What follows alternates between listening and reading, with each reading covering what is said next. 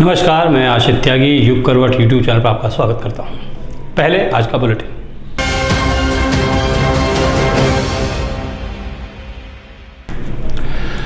अधिक मास की धार्मिक महत्ता को देखते हुए समरकुल परिवार ने भागवत कथा शुरू कराई है।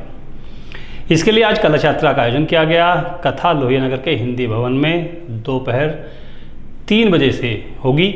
कथा का समापन 25 जुलाई को होगा।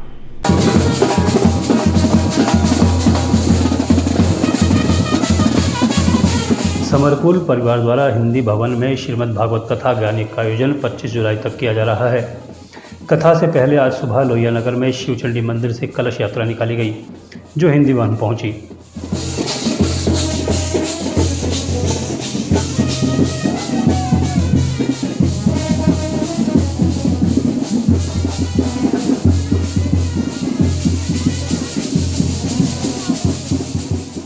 ढोल नगाड़े और बैंड बाजे की धुन पर कलश यात्रा निकाली गई, जिसमें सैकड़ों की संख्या में महिलाएं शामिल हुईं। समरकुल ग्रुप के चेयरमैन संजीव गुप्ता ने बताया कि वृंदावन धाम के कथावाचक डॉक्टर दयालु महाराज द्वारा कथा का वाचन किया जाएगा। प्रतिदिन दोपहर 3 बजे से कथा प्रारंभ होगी। इस दौरान भागवत महात्म्य, परीक्षित जन्म, विदुर चरित्र, ध्रुव चरित्र, कृष्ण जन्मोत्सव, गोवर्धन पूजा, 56 भोग, रुक्मणी विवाह, परीक्षित मोक्ष कथा का वाचन होगा। कथा के समापन अवसर पर भंडारे का आयोजन किया जाएगा। समरकुल के चेयरमैन संजीव गुप्ता, डायरेक्टर राजीव गुप्ता और उनके परिजन इसके आयोजक हैं। रश्मि गुप्ता, सीमा गुप्ता, सुरभि गुप्ता और प्रियंका गुप्ता ने कथा के लिए विशेष तैयारी की है। ब्यूरो रिपोर्ट, युग करवट। गाजियाबाद नगर निगम ने फीडबैक सर्वे शुरू किया है। इसके लिए शहर का कोई भी नागरिक नगर निगम के पोर्टल पर जाकर अपना फीडबैक दर्ज करा सकता है। ये जानकारी नगर आयुक्त नितिन गौड़ ने उनका फीडबैक प्रणाली रहेगी। अभी तो विजयनगर जोन के आते हैं तो उधर गलियाँ पकी हैं, तो ई रिक्शा की दिक्कत है। वहाँ पे सीवर की दिक्कत ज़्यादा थी। ई रिक्शा और सीवर वेस्ट दिक्कतें ज़्यादा थी और काफ़ी खर्चे की दिक्कत। तो जैसे जैसे वो आती रहती, मैं ऑफिस को बोलता रहता हूँ, तो मैं कह रहा हूँ फिर पार्षद को रिपोर्ट बैक करो। एक ही जो जैसे JEE वगैरह को नहीं उठा पाते हैं, तो मैंने उनको बोला कि वैसे भी थोड़े कम है, कई बार काम कर रहे होते हैं, कॉल बैक आना चाहिए। विभावरी हाउस वाइफ एसोसिएशन हर साल तीज मेले का आयोजन करती है। इस साल ये मेला 22 और 23 जुलाई को लगेगा। मेले का उद्घाटन फिल्म अभिनेत्री पूनम ढिल्लों करेंगी और समापन मंदाकिनी द्वारा किया जाएगा। इसमें 90 स्टॉल लगेंगी। विभावरी हाउस वाइफ एसोसिएशन द्वारा हर साल की तरह इस बार भी विभावरी तीज मेले का आयोजन किया जा रहा है। तीज मेले का आयोजन 22 और 23 जुलाई को श्रीनाथ जी बैंकेट हॉल में होगा। एसोसिएशन की चेयरपर्सन ने बताया कि तीज मेले में इस बार भी बॉलीवुड अधिकारा अपनी उपस्थिति से ग्लैमर का तड़का लगाएंगी। मेले का शुभारंभ बॉलीवुड दिवा पूनम ढिल्लों द्वारा किया जाएगा और समापन अवसर पर मंदाकिनी उपस्थित होंगी। वही स्टॉल्स हैं, बाहर से आ रहे हैं। अब इस बार पहली बार ऐसा हुआ है कि हमारे 1 महीने पहले सारे स्टॉल बुक हो चुके थे। खुद ही हमें मेहनत नहीं करनी पड़ी और दूर दूर से आ रहे हैं। कोलकाता से भी आ रहा है हमारे यहाँ, जयपुर से तो आ रहे हैं और दोनों सेलिब्रिटीज़ आ रही है। पहले दिन आ रही है पूनम ढिल्लों, दूसरे दिन आ रही है मंदाकिनी। पहली बार मेले में 22 ऐसी महिला एंटरप्रेन्योर अपने स्टॉल लगाएंगी, जो अपने हाथों से उत्पाद तैयार करती हैं। इनमें कुशन कवर, पर्स, साबुन, फेस क्रीम, राखी, हैंडक्राफ्ट का सामान होगा। 23 जुलाई को चांदनी चौक के फत्ते की कचौड़े का विशेष स्टॉल लगाया जाएगा। वो गाजियाबाद से वो बिल्कुल लोकल है, क्योंकि दूर से तो आने वाले 22-23 दोनों दिन आ रही है। 22 को पूनम ढिल्लों आ रही है जी, एक गाजियाबाद में स्टे कर रही है और एक दिल्ली में स्टे कर रही है। मेले में तीज और राखी से संबंधित उत्पादों की बिक्री की जाएगी, जिसमें designer dress, artificial jewellery, handmade राखियां, घरों की सजावट का सामान उपलब्ध होगा।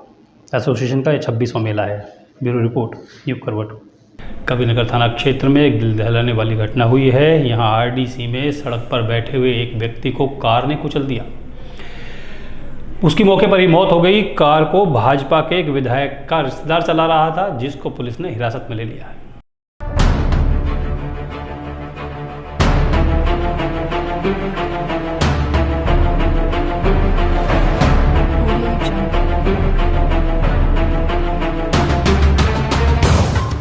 कबीरनगर के RDC इलाके में एक दुर्घटना हो गई। यहाँ बीच सड़क पर एक व्यक्ति बैठा हुआ था, जिसे भाजपा विधायक के रिश्तेदार ने कार से कुचल दिया।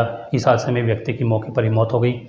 सूचना मिलते ही कविनगर थाना पुलिस मौके पर पहुंची और भाजपा नेता को हिरासत में ले लिया।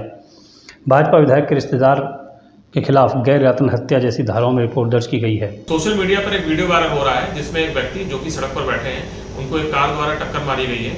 दुर्घटनावश उनकी मृत्यु हो गई है। इस पूरे प्रकरण की जांच की गई तो ये थाना क्षेत्र कबीरनगर से संबंधित है, जिसके संबंध में थाना कबीरनगर पर पुलिस की ओर से गैर इरादतन हत्या के धाराओं में अभियोग पंजीकृत किया जा रहा है। इसमें मृतक की अभी तक शिनाख्त नहीं की जा सकी है।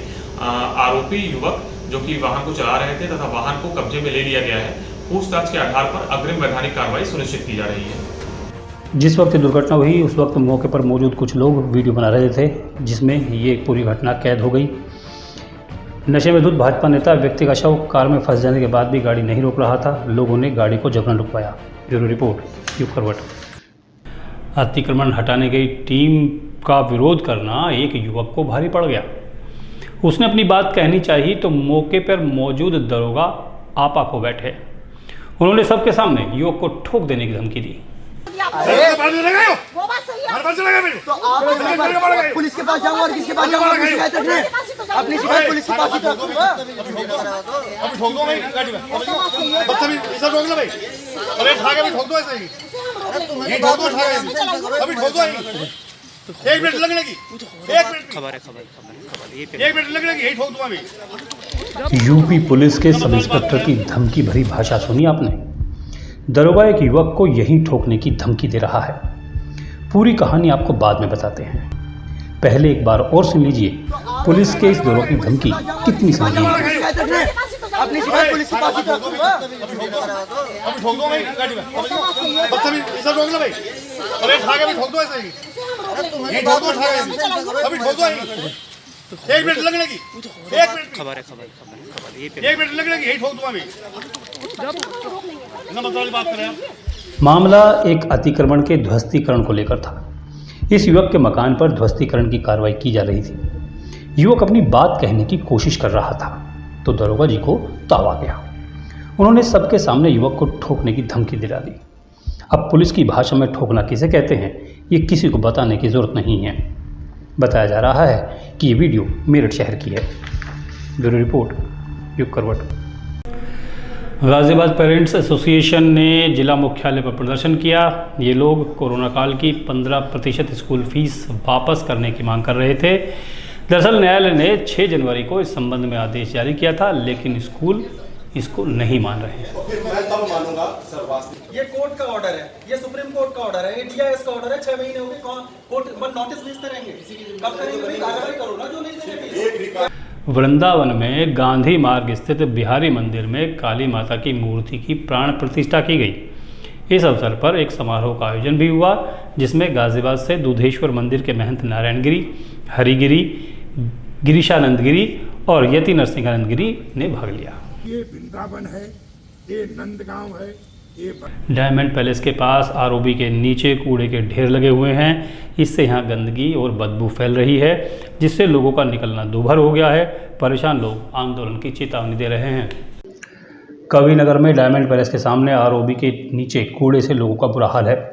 यहाँ नगर निगम ने पिछले कई दिनों से कूड़ा नहीं उठाया। यहाँ के लोग काफ़ी दिनों से कूड़ा उठाने की मांग कर रहे हैं। इसके बाद भी कूड़ा नहीं उठाया जा रहा है। कूड़ा नहीं उठने से गंदगी का बुरा हाल है। यहाँ पे इतना बुरा हाल है कि दोपहर आते आते ये सामने तक फैल जाता है। जब फैल जाता है यहाँ पे तो कीचड़ हो जाती है। कीचड़ होने के साथ साथ क्या था, लोग बाग गिरते हैं। अभी कुछ दिन पहले कुछ लोग वहाँ पे बीमार पड़ गए अंदर। वहाँ डॉक्टर से पता चला कि आपकी बीमारी वहाँ से आई है। अब यहाँ पे आप थोड़ी देर आके देख रहे हैं, इतनी गंदगी हो जाएगी कि यहाँ से आदमी निकल नहीं सकता बिल्कुल भी। लेडीज़ बच्चे सब परेशान होते हैं। दूसरी बात ये है, चोरी चकारी इतनी बढ़ गई है यहाँ पे कूड़े वाले, और वहाँ इतने सब लोग आ जाते हैं कि यहाँ पे बुरा हाल हो गया है। अब देखो कितने लोग हैं। ये पार्क बनाया था, यहाँ पे सारा पार्क तोड़ दिया इन लोगों ने, सारे पेड़ तोड़ दिए हैं। सब लोग तो ग्रीनरी की बात करते हैं, इतनी ग्रीनरी बनाई गई थी, अब सब लोगों ने बैरियर तक तोड़ दिए हैं। बैरियर तोड़ने के बाद अपना सारा सामान यहाँ रखना शुरू कर दिया है। अब आप देखिए कितना बुरा हाल है यहाँ पे। हर कोई आदमी यहाँ पे परेशान है।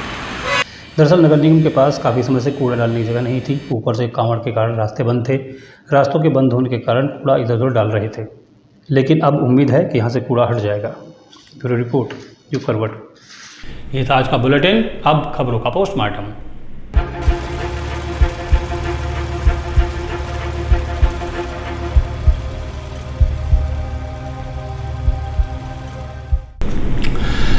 हम सभी जानते हैं कि लोकसभा चुनाव की तैयारी के लिए भारतीय जनता पार्टी के नेतृत्व वाले एनडीए ने 38 दलों का अपना गठबंधन देश के सामने लाकर खड़ा कर दिया है। 2024 के चुनाव की तैयारी चल रही है। इसी बीच एनडीए ने, या यूँ कहें कि भाजपा ने, अपने नेतृत्व वाले संगठन इस गठबंधन के सभी जो छोटे बड़े दल हैं उनकी भूमिका तय कर दी है। खासकर जो छोटे दल हैं उनके कोटे में बेशक 1 या 2 सीट आए, लेकिन उन्हें जिम्मेदारी बड़ी दी जा रही है।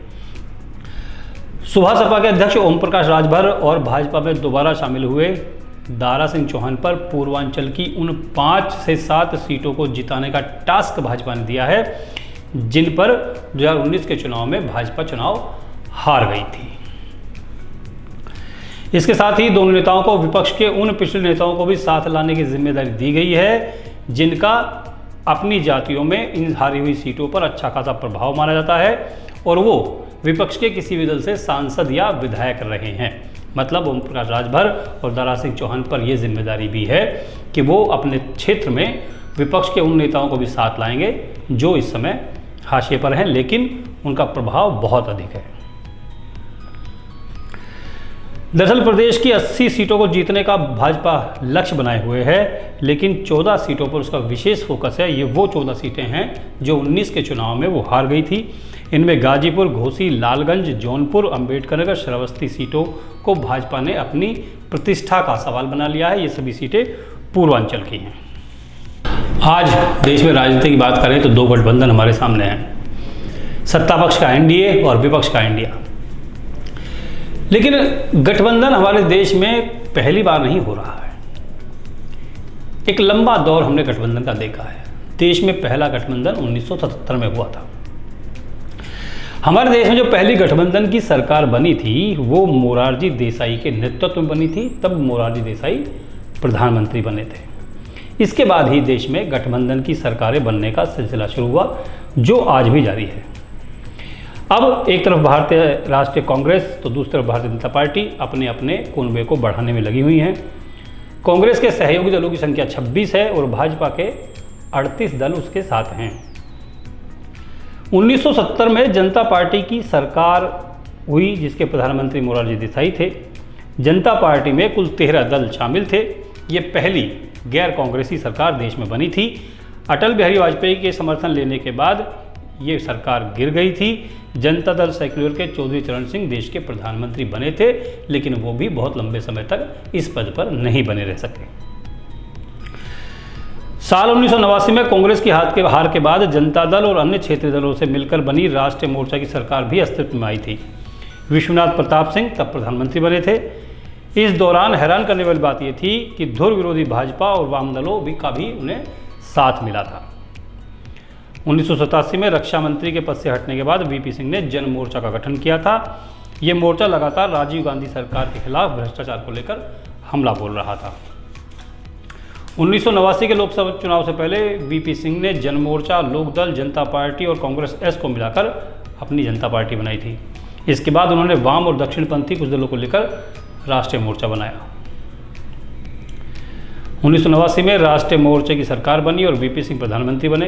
हालांकि मंडल कमीशन लागू होने के बाद भाजपा ने समर्थन वापस ले लिया और सरकार गिर गई। उसके बाद देश के अनेक राज्यों में गठबंधन की सरकारें बनी हैं। चुनाव में गठबंधन के प्रयोग हुए हैं। यूपी में हमने पिछले कई चुनावों में अलग अलग गठबंधन के प्रयोग देखे हैं। केंद्र में भी इसी तरह के प्रयोग होते रहे हैं। एक आपको ऐसी कहानी सुनाता हूँ जो है तो प्रेम की, लेकिन अंत बड़ा दर्दनाक हुआ। उत्तराखंड में प्रेम का ऐसा दर्दनाक अंत हुआ जिसे सुनकर जवानी भी गश खाकर गिर जाए। एक लड़का जो अपनी प्रेमिका के साथ पूरी जिंदगी बिता देने की कस्में खा रहा था, उसे उसी की प्रेमिका ने मौत दे दी। प्रेमिका ने मौत देने के लिए सांप को हथियार के रूप में चुना। सांप खरीदने के लिए सपेरे को 10,000 रुपये दिए और अपना जिस्म भी। मतलब कि प्रेमी की हत्या करने के लिए पहले सपेरे से शारीरिक संबंध बनाए और फिर 10,000 रुपये देकर सांप खरीद लिया। सांप से उसने अपने प्रेमी को डसवा दिया। प्रेमी की दर्दनाक मौत हो गई।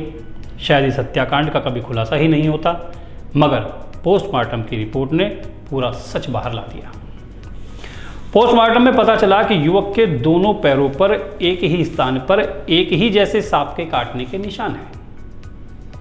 इसे देखकर पुलिस भी चौंक गई। पुलिस ने घटना की जांच के लिए 4 मैनुअल और एक सर्विलांस टीम नियुक्त की। लड़की की कॉल डिटेल निकाली गई तो पता चला कि एक सपेरे से वो लगातार संपर्क में है। लड़की के प्रेमी अंकित की कार घटना वाले दिन कई बार उस लड़की के घर आई और कई बार गई। यहीं से लड़की पर शक हुआ। इस दौरान सपेरे का फ़ोन भी बंद रहा। पुलिस को उसकी लोकेशन मिली। पुलिस ने उसे कब्जे में लिया तो पता चला कि इस घटना में 2 सपेरे शामिल थे। अब सभी आरोपी गिरफ्तार कर लिए गए हैं। आरोपी लड़की माही ने पुलिस को घटना की सारी सच्चाई भी बता दी। लड़की का कहना है कि काल्प सर्प दोष दूर करने के लिए उसे नाग की पूजा करनी थी, इसीलिए वो सपेरे रमेश नाथ के संपर्क में आई थी। इसी दौरान धारावाहिक क्राइम पेट्रोल देखकर उसे अपनी प्रेमी की हत्या करने की तरकीब सूझी।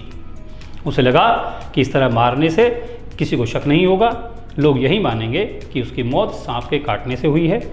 मगर एक गलती ने उसका सारा सच बाहर ला दिया। अब वो जेल में है। इस तरह की कोई शायद ही घटना आपने सुनी होगी जब प्रेमिका अपने प्रेमी को मारने के लिए पहले सपेरे से उसकी मांग पर शारीरिक संबंध बनाती है, फिर 10,000 रुपये में सांप खरीदती है और अपने प्रेमी को डसवाकर मरवा देती है। एक अच्छी खबर आपको सुनाता हूँ। लड्डू तो आप सब लोगों ने जरूर खाए होंगे, लेकिन क्या आप जानते हैं कि लड्डू की उत्पत्ति कहाँ से हुई है? इसकी शुरुआत कहाँ से हुई है? भारत में लड्डू का महत्व धार्मिक और सांस्कृतिक विरासत से जुड़ा हुआ है, ये हम सभी जानते हैं। अक्सर मंदिरों में प्रसाद के रूप में लड्डू ही बांटा जाता है। घर में त्यौहार हो, कोई कार्यक्रम हो, धार्मिक आयोजन हो, लड्डू प्रसाद के तौर पर वहाँ भी बांटा जाता है। माना जाता है कि लड्डू भारत की सबसे पुरानी मिठाई में से एक है। ये सदियों से भारतीय व्यंजन का अभिन्न अंग रहा है। लड्डू नाम संस्कृत शब्द लड्डूका से लिया गया है, जिसका अर्थ होता है छोटी गेंद। लड्डू का जिक्र महाभारत और रामायण जैसे प्राचीन हिंदू धार्मिक ग्रंथों में भी मिलता है। इन ग्रंथों में लड्डू को मोदक कहा गया है। लड्डू का इतिहास काफ़ी रोचक है। इतिहासकारों की माने तो लड्डू बनाने की शुरुआत 4वीं शताब्दी ईसा पूर्व हुई थी। उस समय लड्डू का आविष्कार महान भारतीय चिकित्सक सुश्रुत ने किया था। उस सदी में ये लड्डू गुड़, शहद, मूंगफली, तिल आदि चीज़ों को कूट कर बनाए जाते थे। दरअसल ये रोगियों के लिए एक तरह की दवा भी थी। लड्डू को चोल वंश के सैनिक गुडरक मानते थे, अपना भाग्य मानते थे। जब भी वो युद्ध के लिए निकलते थे तो अपने साथ लड्डू लेकर जाते थे। इससे पहले इसे बनाने के लिए वहाँ भी गुड़ का इस्तेमाल किया जाता था, लेकिन बाद में गुड़ के बजाय लोगों ने चीनी का इस्तेमाल करना शुरू कर दिया। इससे लड्डू के चाहने वालों की संख्या और अधिक बढ़ गई। हमारे देश में बेसन के लड्डू सबसे ज़्यादा पसंद किए जाते हैं। इसके अलावा यहाँ भुने बेसन, घी और चीनी को मिलाकर लड्डू को तैयार किया जाता है। बेसन के लड्डू स्वादिष्ट होने के साथ साथ पौष्टिक भी होते हैं। बेसन प्रोटीन, फाइबर, जटिल कार्बोहाइड्रेट के लिए जाना जाता है। इसके अलावा हमारे यहाँ दूसरा लड्डू सबसे ज़्यादा प्रसिद्ध है, वो है मोतीचूर का लड्डू, नारियल का लड्डू। ऐसे कई लड्डू हमारे देश में प्रचलित हैं।